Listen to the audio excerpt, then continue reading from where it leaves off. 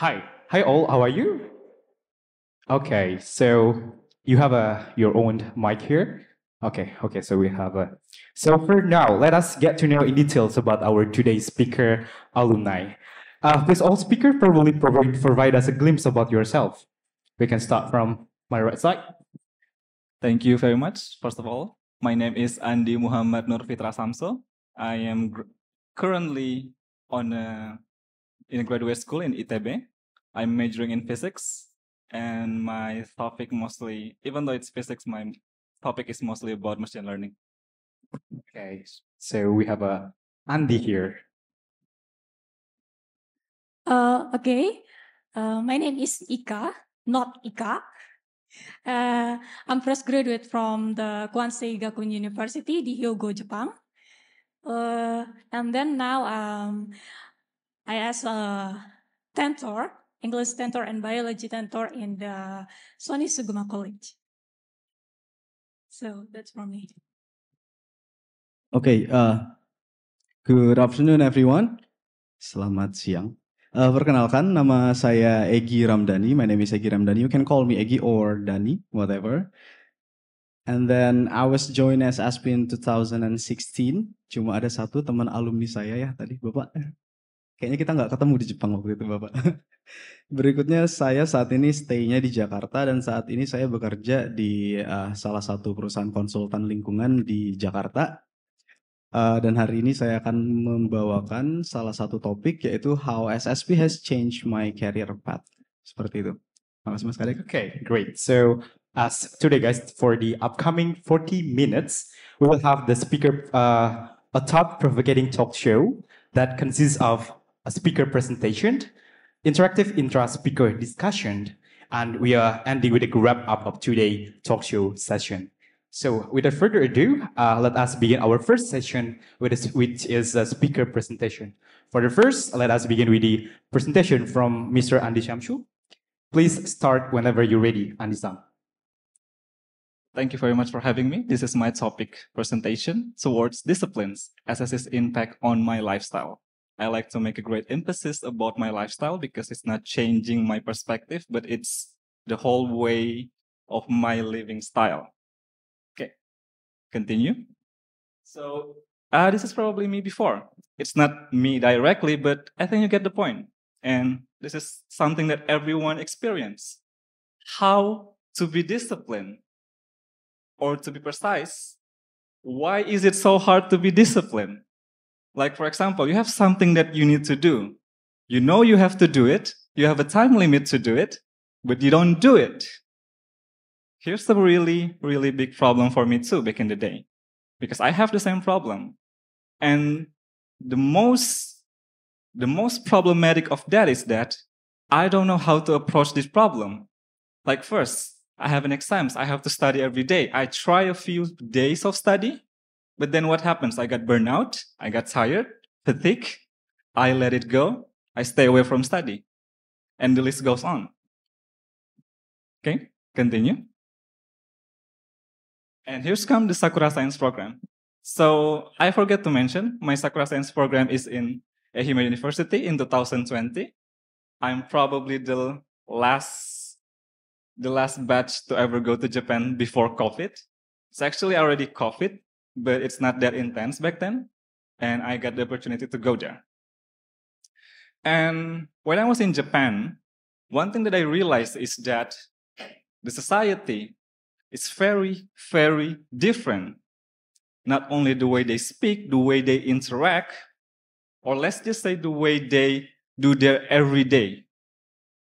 Like, for example, you go to the street, you see someone crossing the road, and the thing that really surprised me the most is that when I try to cross the road, there is a car coming, and then he stopped. And I got confused. This has never happened before. In my town, whenever I try to cross the road and there is a car, they're gonna speed up. It's either me or him, okay? There's never in between. But this one, in Japan, they stop. They let me go through. And here's make me think, this is actually a discipline, a different form of discipline that exists not only, but that exists in Japan, which is probably one of the hardest thing to find in Indonesia. Okay, now I begin the question, how can there be like that? Okay, how can the Japanese be disciplined? Okay, of course, there's going to be a multiple major. We can approach this with a multiple length. Okay, we can talk historically, we can talk culture, maybe we can also talk our problem. Maybe we were facing this not the same problem, but let's try to generalize it, because the one thing that we want to approach is the discipline itself, not the whole country's background. Okay, so this is what I find when I see the Japanese, when I experience living in Japan, is that they have a really, really strict, distinct regulation about mostly anything. You take out your trash, there's a regulation for that. In their traffic, they also have a really strict regulation for that. And when you don't follow that regulation, something will happen to you. You're gonna get a warning. And the warning is very real because I try it. Believe me, I try. In my hotel, I tried to throw a trash out of curiosity, and I got yelled at. Not yell actually, but you get the point. Which is probably not a good thing to do because it's very disrespectful. But I like the idea that someone will tell me not to do it. That's the point. There is someone there that will tell me not to do it. And this is the thing that I trying to approach when I try to learn the concept of discipline. And so I begin my journey of implementing this discipline. But how do I approach it? Throughout the same way that I think the Japanese do it, a strict and distinct regulation. I try to regulate myself in my everyday life. Okay, continue. So here's one of the things that I try to regulate. My entertainment, my diet, my social, my rest. Okay, so what is the regulation that I try to implement? Let's take an example, entertainment. I put a regulation on myself not to consume any entertainment at night, whatever the form it is. No YouTube, no Instagram. Well, why do I try to put that regulation? Because I believe that night is the best time for me to be with myself. And I don't want to interact with anyone that I don't know. I don't want to consume information that I don't care in that particular time. So I put the regulation not to consume entertainment in that time. It starts with something very basic. Like, for example, when it's time to study, I limit myself, don't try to consume any social media whenever I study. And then as the time progresses, I keep increasing the regulation. I make my regulation more and more strict so that I could approach this concept that I'm trying to build, my discipline. And for now, even though it's still not 100%, I still believe that I myself is disciplined. Why can I say that? First, I'm a student. I'm a college student. I also work full-time. I also work with a different company. I got a contract in Indian company. I also work with a few clients because I also know how to do a bit of data analysis. And that is not something that you usually can do, at least for me back in the day. I go in the morning, I go to college, go back home, work until 9 p.m., and then I go study for my college, reviewing some stuff. And I think that it was very, very impossible back in the day because 3 hours of work, for me, it needs, let's say, 1 week of rest, at least back in the day. And so, continue. So here's the question, what Sakura Science gives and how it is beneficial for me? The thing that I want to say about this question is that in Japan, when I come up with that solution, the regulation solution, there is no way I will come up with a solution if I still in Indonesia. Why? Because, okay, of course, everyone knows Japan. Everyone can look up Japan, how disciplined they are, but there's a difference between just looking, reading, viewing, and actually experiencing it. When we try to experience it, every sense of our body interact. And it's not only eyes, it's not only ear, but the whole senses. And it creates a really, really compact information, and it can produce more solution instead of just blindly read it. And this is something that I want to approach in this matter. When you try to do, or if you want to try to come up with something, experience really, really play a big impact.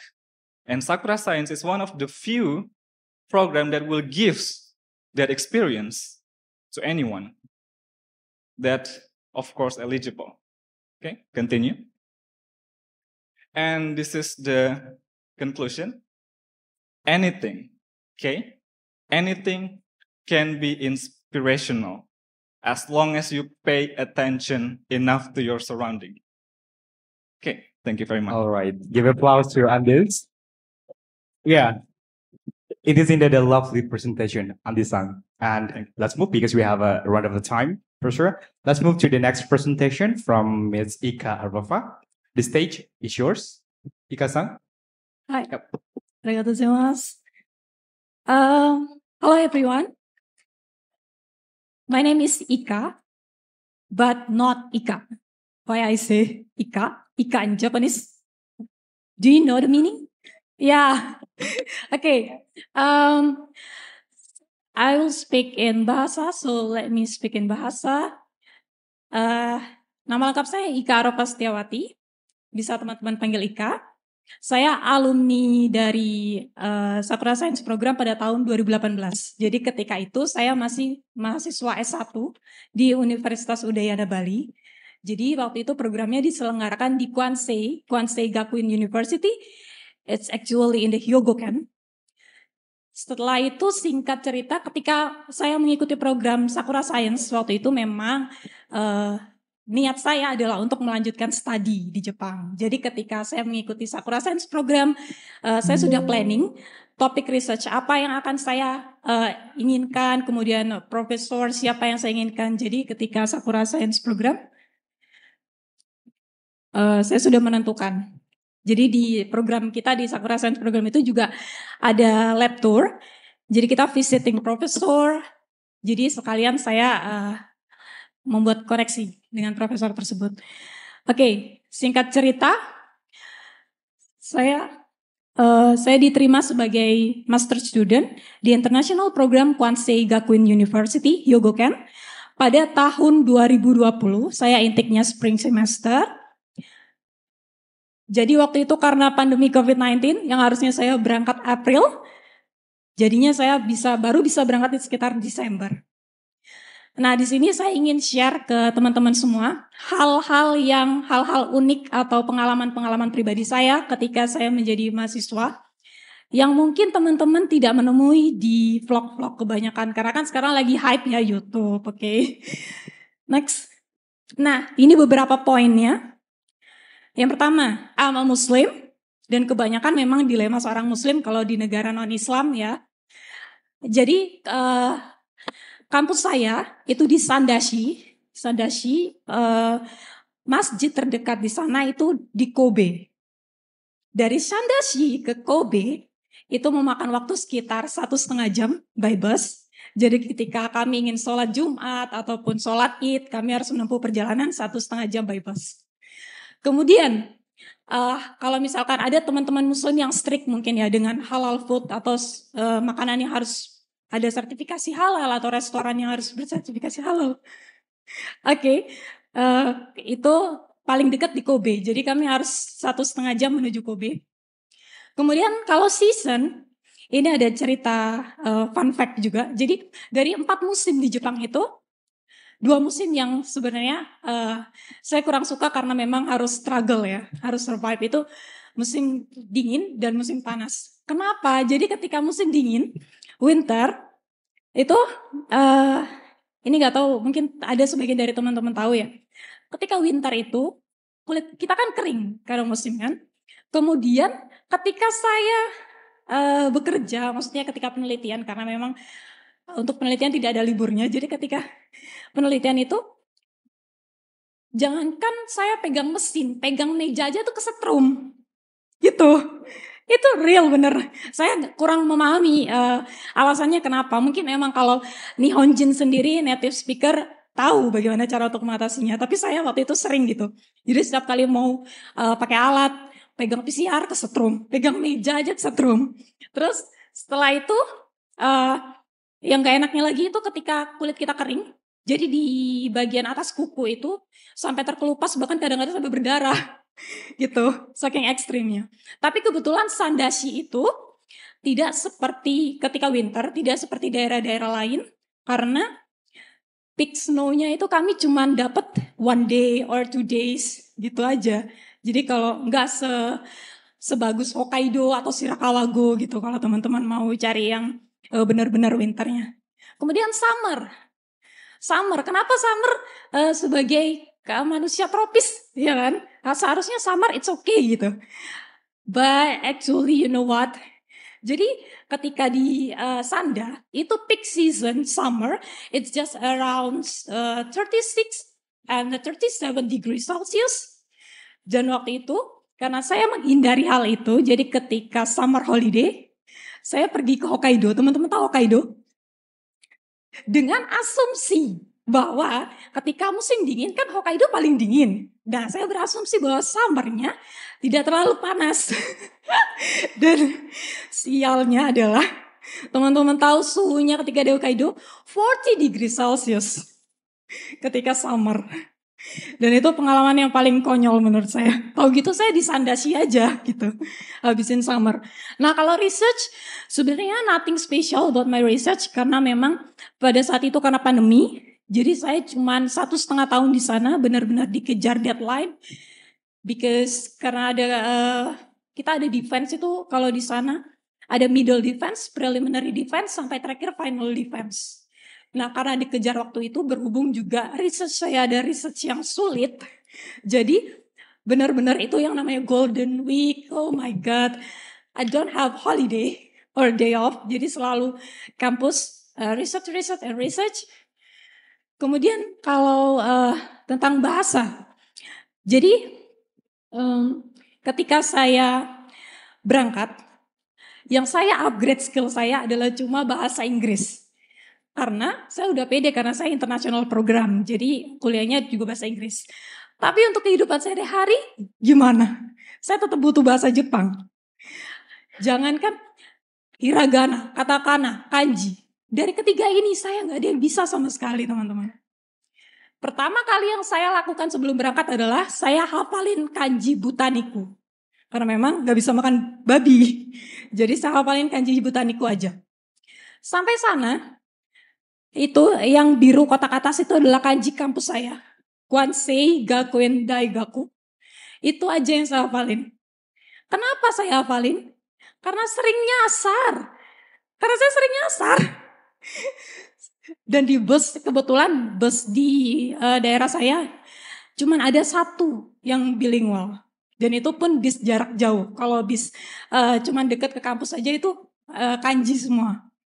Kemudian yang bawahnya itu adalah nama teman saya tapi bukan nama lengkap jadi it's okay. Yang atas itu Ota, yang bawah itu Ueda. Oke, teman-teman bisa lihat kanji kedua. Kanji kedua yang kayak kotak-kotak itu. Saya penasaran sebenarnya, kenapa yang atas itu Ota, yang bawah itu Ueda? It's just the same kanji. Iya kan? Yang atas ta, yang bawah da. Nah, karena saya penasaran, waktu itu saya tanya sama teman saya yang namanya itu. They don't have idea about that. So what's the dice? Jadi saya juga nggak tahu kenapa pronunciation-nya berbeda. Ota, Ueda. Dan sensei saya Matsuda. So, the last kanji is same. Kotak-kotak, but pengucapannya berbeda. Oke, dan kemudian culture. Nah, kalau culture, tentu teman-teman tahu bahwa Jepang adalah negara yang sangat menjunjung tinggi sopan santun, politeness. Dan ini sedikit cerita lucu dari saya. So, ketika kita datang pagi ke kampus, kita harus menyapa kan. Tentu saya pertama bilang kan, ohayou gozaimasu, ohayou gozaimasu. Terus ada adik tingkat saya yang baru datang. He say that, ozaimasu, ozaimasu. Ohayou gozaimasu, change to ozaimasu. Itu karena nggak tahu, karena memang apa ya? Entah memang dia meringkas bunyinya atau bagaimana. Jadi ya harusnya ohayou gozaimasu, dia singkat jadi ozaimasu. Dan ketika pulang, kami harus bilang biasanya otsukare-sama desu, otsukare-sama desu. Nah, one day, jadi ketika itu saya masih awal-awal sekitar ya baru 2 mingguan kalau nggak salah, baru sampai kampus penelitian. Tempat duduk saya kebetulan itu sebelah itu postdoc. Jadi saya satu meja besar tuh dengan postdoc dan doktor. Kemudian waktu pulang, karena teman saya ada, misalkan adik tingkat saya pulang gitu, dia bilang kan otsukare-sama desu. Dan teman saya yang selevel saya waktu itu bilangnya otsukare, gitu aja. Nah, waktu saya pulang, saya sapa lah sensei saya kan, senpai karena sensei beda ruangan. Senpai saya bilang otsukare. You know what? Keluar ruangan, saya dikejar sama senpai saya. Ika, kamu gak sopan. Salah saya di mana? Otsukare-sama desu. Kamu kira kita temenmu? It's so funny, but oh iya ternyata Ika gak tahu. Jadi otsukare dan otsukare-sama desu pun berbeda. Dari situ saya baru tahu teman-teman. Dan semua yang saya lakukan ini, semua pengalaman-pengalaman hidup saya di sini, tanpa terkecuali pertemanan. Jadi saya tidak hanya berteman dengan Indonesian Jin, Daijin, bahkan Nihon Jin pun iya. Jadi teman-teman lab saya, kami ada banyak program-program. Kemudian juga ketika kita penelitian, pasti kita ada fase di mana kita sumpah, di mana fase kita gagal lagi gitu. Jadi solusinya ya cuma satu, hangout gitu. Sometimes hangout with teman-teman Daijin gitu. Oke? Dan ini semua yang buat saya kenapa saya tidak pernah menyesal untuk mengenal Jepang, bahkan kalau bisa stay di sana gitu kalau bisa. Dan that's all from me. Semoga teman-teman semoga bisa menginspirasi teman-teman dan terima kasih banyak. Okay. There was an insightful story from Miss Ika, which she is continuing the study after the Sakura program. And we'll get to your personal advice, stories of living in Japan after this. And I think our next is already very ready to deliver the presentation. And for the last, let's hear the last presentation will be delivered from Mr. Egi Ramdhani. Okay. Please go ahead. Okay, thank you, Kadek-san. Selamat sore. Udah sore. Oke, selamat sore. Konnichiwa Oki-san, selamat sore Bapak dan teman-teman sekalian. Pernah nggak kalian yang saat ini bekerja itu beda dari perkuliahan kalian? Kalian dulunya kuliahnya misalkan bahasa, language, you were studying language, but today you are working as a marketing. Pernah nggak? Lalu kalau kalian menilik ke belakang, ada nggak kalian berpikir apa sebenarnya yang mengubah jalur itu? Nah itulah kemudian kita sepakati bersama hari ini sebagai path, ya. Okay. My name is Egi Ramdhani, SSP ID 161000709, and today I will deliver to you how SSP has impact in my career path. Oke, kita seragamkan dulu. Path tadi adalah yang merubah kuliahnya apa, kerjanya apa. Nggak nyambung, tapi nggak salah. Oke, next. Oh, sorry, ada pointer.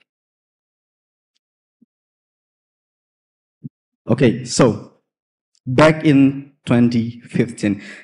Jadi ini saya dulu. This is me in 2015. Kalau saya tanya, if I'm asking what is the difference between the old version of me and today's me, I will share it to you right now. Nah, ketika 2015, dosen saya, my lecturer, my professor always told me that you are a geophysicist and you are gonna be an engineer. You should be working in mining, oil and gas and exploration industry. That's it. Only that thing. Dan sejak saat itu, apa yang ada di kepala saya adalah Pertamina. Saya harus kerja di Pertamina. I should working in Pertamina, okay. And you know what? The unique thing is it sealed information. Jadi informasinya itu terkunci. Jadi saya lulus, saya kerja di batubara. Oke, batubara Bukit Asam, minyak dan gas, oke, Pertamina, and so on. Gitu. Next. Oke, in 2016 terbanglah saya ke Jepang. Benar kata Mas Kadek tadi, saya bikin paspor untuk ke Jepang, gitu. Nah, those things, foto saya waktu di Kobe University. Anyway, I'm going to Kobe University. I flew from Jakarta with Garuda Indonesia 6.5 hours and landed at Kansai International Airport, KIX if I'm not mistaken. And we are visiting a lot of facility, of course. It's about 10 days. We are study in the university, in Kobe University. We are visiting the Heiken facility in Japan. And then, and that's me. I couldn't even remember what facility it was. Aku nggak ingat apa aja. Tapi yang saya ingat waktu itu, we are visiting Super Key Computer. Setelah itu, we are visiting foto tengah, breeding facility of Kobe beef. Jadi fasilitas berkembang biak dan pembibitan sapi Kobe. Terkenal kan? And thank you, Aoki-san. Thank you to Japan. Because of SSP, I can taste A5 Kobe beef for free. With I couldn't afford it at that time. Mahal kan?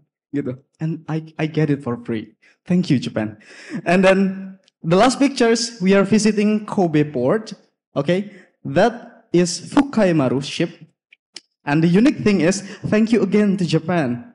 Berkat Jepang, I can drive the ship for 1 minute, only 1 minute. And I'm afraid because I was terrible. Jadi karena SSP saya ada cerita. Kalau nanti anak saya tanya, bapak bisa mengemudikan kapal? Oh bisa nak, dulu 1 menit gitu. And that was really interesting. Next. Oke, nah. Jadi apa yang mengubah karir saya adalah ketika farewell party. What changed me is at the farewell party. Bukan karena saya bisa makan sushi sepuasnya.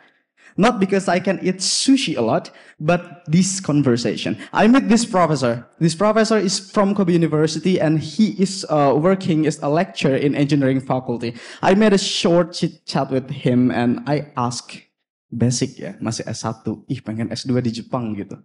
Basic, can I pursue my master degree at Kobe University? Bisa nggak saya S2 di Kobe? Bapaknya bilang, of course. And what's your background? Geoscience, sir, and your concern oil and gas industries.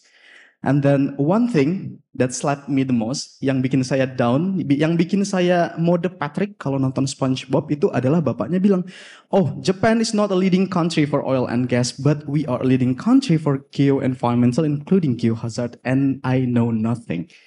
Saya nggak tahu apa-apa waktu itu. And then he said like, if you okay, send me an email. And you know what? I didn't send an email because I don't know. I know nothing about geohazard. Next, please.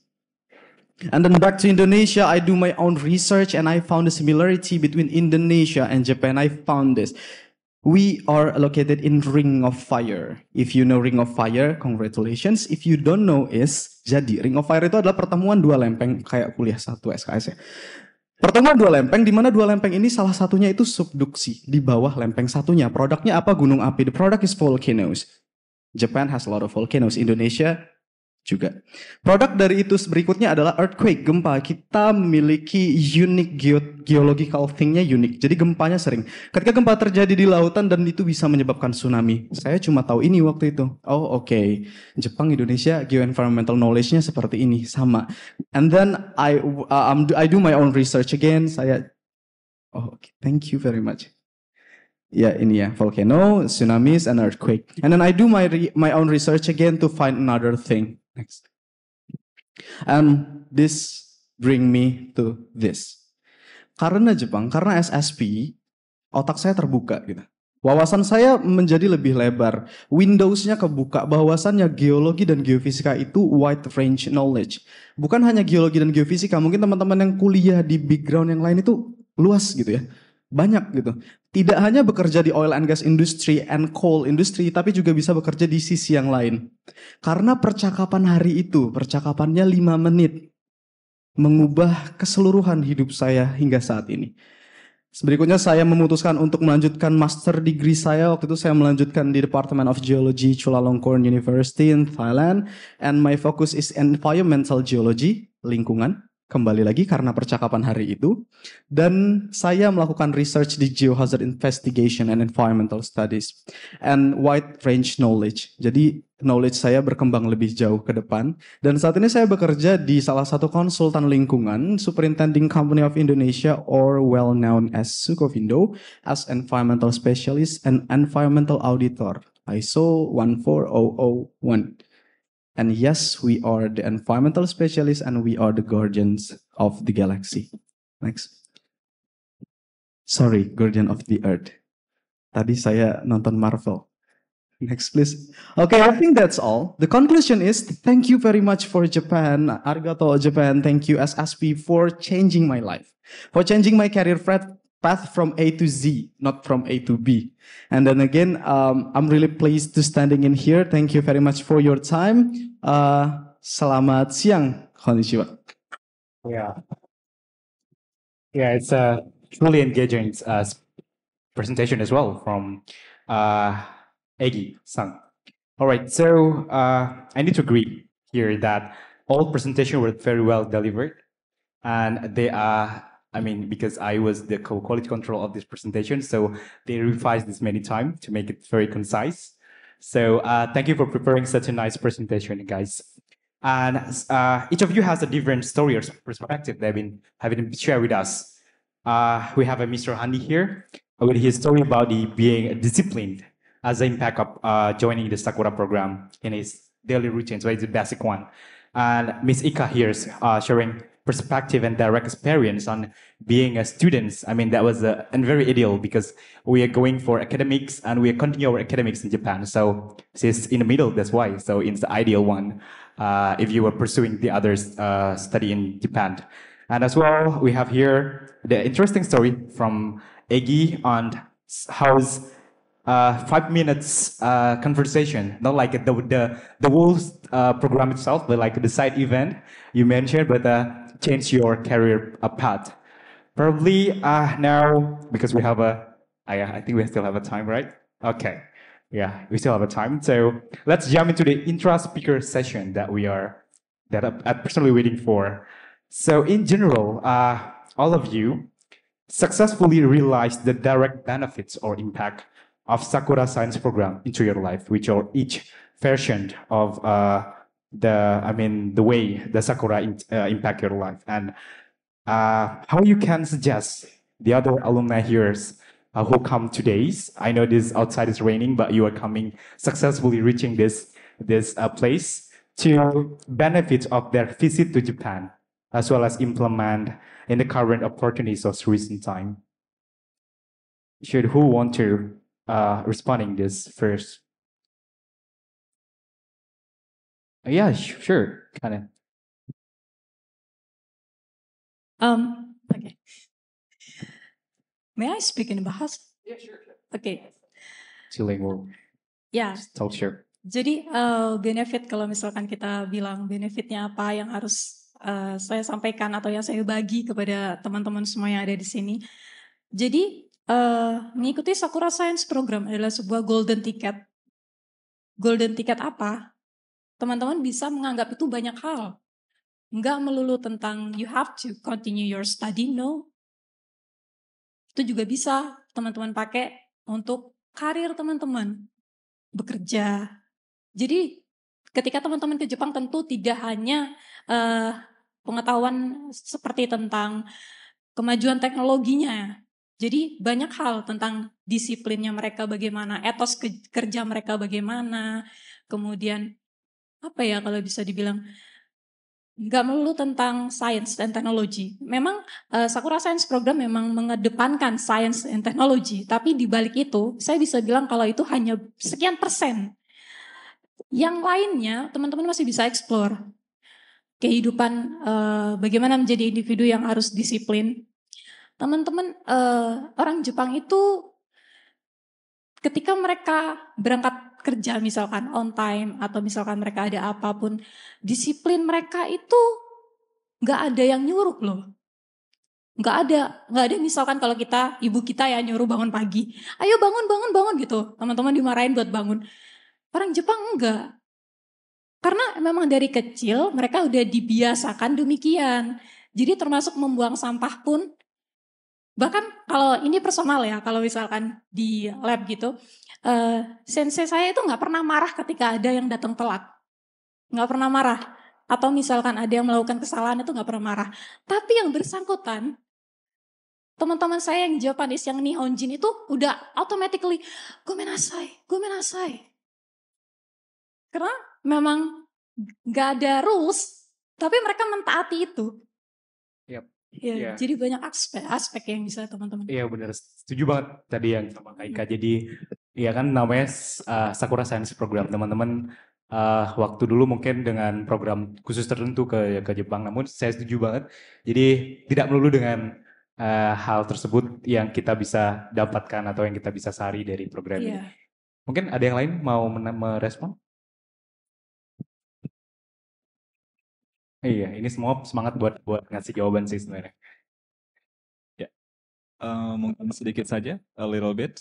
So maybe we do have Sakura Science do have an impact in our life, literally, or maybe by coincidence. So for example, when you start doing something and you try to make a decision, all of a sudden you remember yourself in Japan. Oh wait, in Japan, I do this, I do that. And then that itself somehow changed your decision.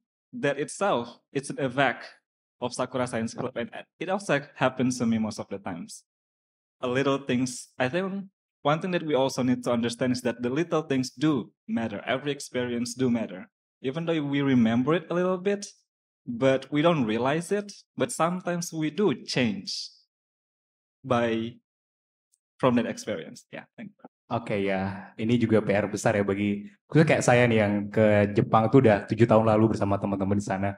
Mungkin udah lupa juga ya, udah ngapain aja. Tapi mungkin habis talk show ini mungkin bisa sedikit, oh dulu saya ngapain ya? Karena kalau sekarang saya mikirnya dulu saya pernah mereka pas mereka mandi itu kan ada onsennya ya teman-teman ya, ada onsen dan itu benar mereka ini banget, benar-benar mereka disiplin banget gitu, nggak ada yang nyuruh tapi benar-benar ngelepas semua pakaian di luar. Jadi kayak it's like a hygiene things that like what's Andy said, like it's a small things matter that I think it's not like a need to big things that we realize about the science or technology impact, but as small as like what's that we can, because we can learn from anything actually. So because we are here, because we are ever experienced the Japan's culture or the others, I think that small part we learn and we can reminisce again, we can revisit, and it's I believe it's a benefits as well to us, I think.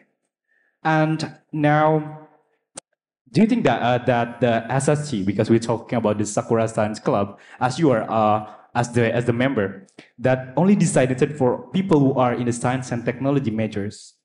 Because, for example, how about the people who are currently working in another field? Do you think that, it's also a question from most of the people here, while we are not in the science and technology major, thus we are still eligible probably for following the Sakura Science Club? Or, because I know that you guys are following you are follow, until you are here for today, you follow the magazines, you follow the announcement from the SSG. Probably, Aggie, could you respond to that? Yeah, okay. In my own perspective, the SSP is not only can be followed by the person who yang berkecimpung in science and technology, but they are who also working in other fields like social or medicine or other can be join SSP as well. Karena apa? Karena yang didapat gitu ya. Yang didapat ketika kita join SSP, the thing that we got from SSP is not only related in science and technology as only, but in a lot of aspect. Seperti tadi yang diceritain sama Mas Andi, kalau dia bisa mengubah gaya hidupnya, bagaimana Mbak Ika kemudian bisa kemudian belajar di Jepang dan menerima banyak sekali culture di Jepang, semuanya bisa. Menurut saya seperti itu. Dan kalau tadi Mbak Ika bilang join SSP was a golden ticket, and for me join SSP was a golden buzzer. So Indonesian Got Talent. This is Indonesian Idol. So yeah, everyone can join SSP, not only science and technology, in my own perspective. SSG. May I know here who's sama bahasa Indonesia. Di sini yang sekarang kerjanya tidak atau ya tidak related sama science and technology, misalnya kayak majornya hukum atau yang lain. Boleh angkat tangan teman-teman?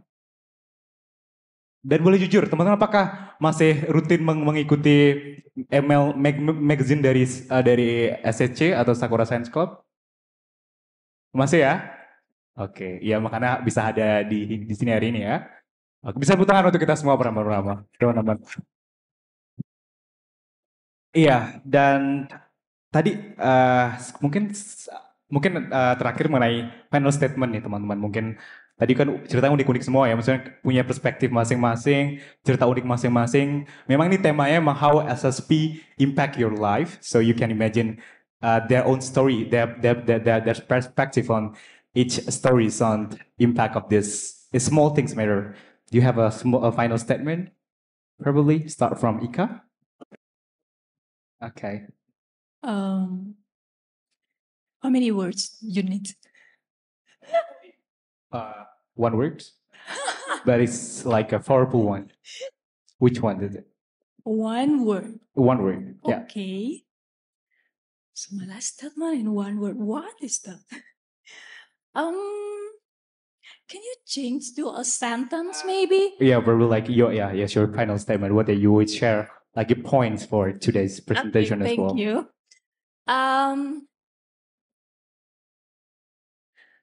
SSP Sakura Science Program adalah program yang mengubah hidup saya hingga sekarang, menjadikan saya individu yang lebih baik, membentuk mental saya, terutama itu mental baja, tidak mudah menyerah dalam hal apapun, never give up, whatever about that, never give up.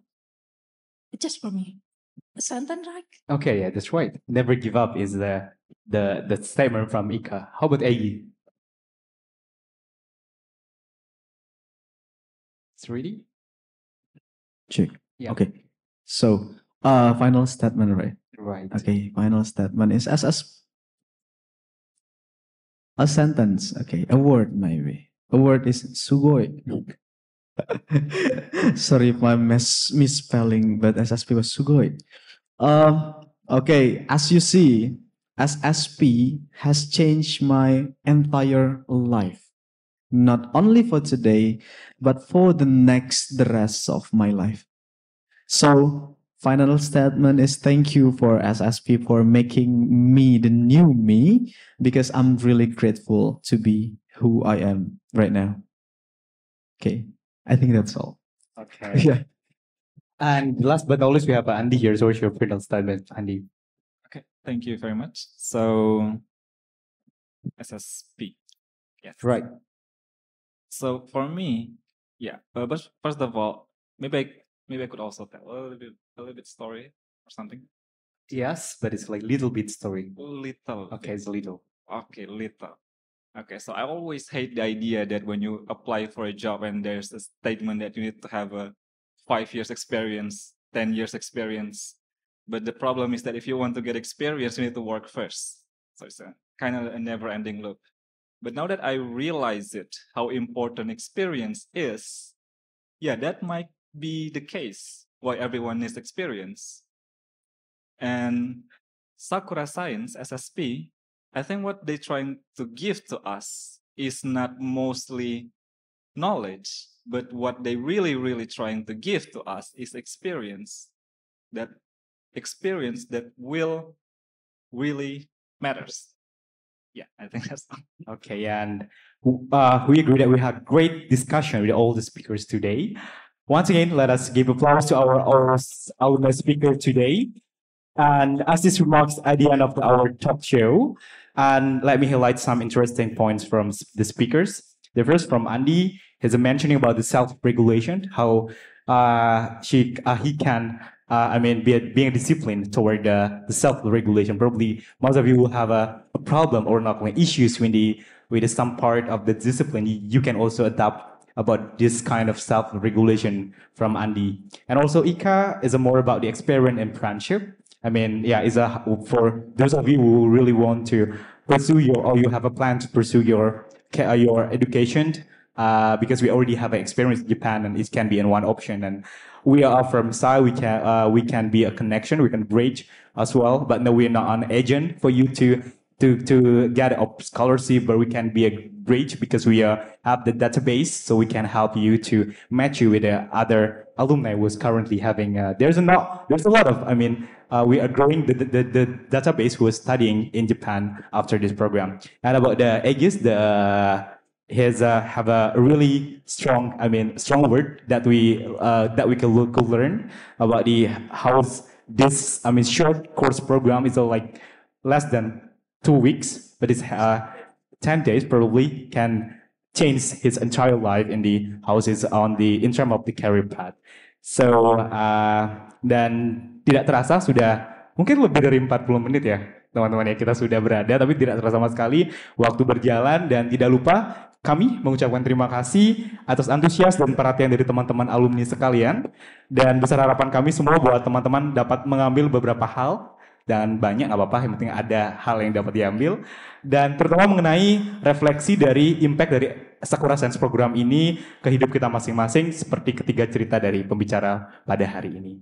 Akhir kata, saya Kadek dan seluruh pembicara dan panitia mohon maaf atas kekurangan dalam penyelenggaraan, dan untuk selanjutnya saya serahkan kepada Mutiara dan Helen selaku MC.